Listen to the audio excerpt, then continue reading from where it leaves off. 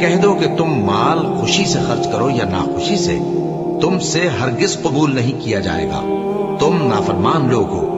اور ان کے خرچ کیے ہوئے مالوں کے قبول ہونے سے کوئی چیز مانے نہیں ہوتی سوائے اس کے کہ انہوں نے اللہ سے اور اس کے رسول سے کفر کیا، اور نماز کو آتے ہیں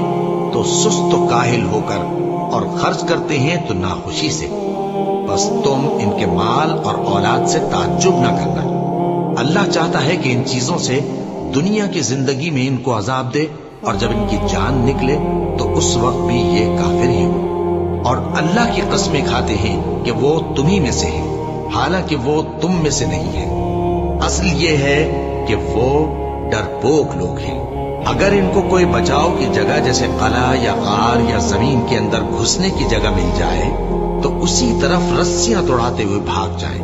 اور ان میں بعض ایسے بھی ہیں کہ تقسیم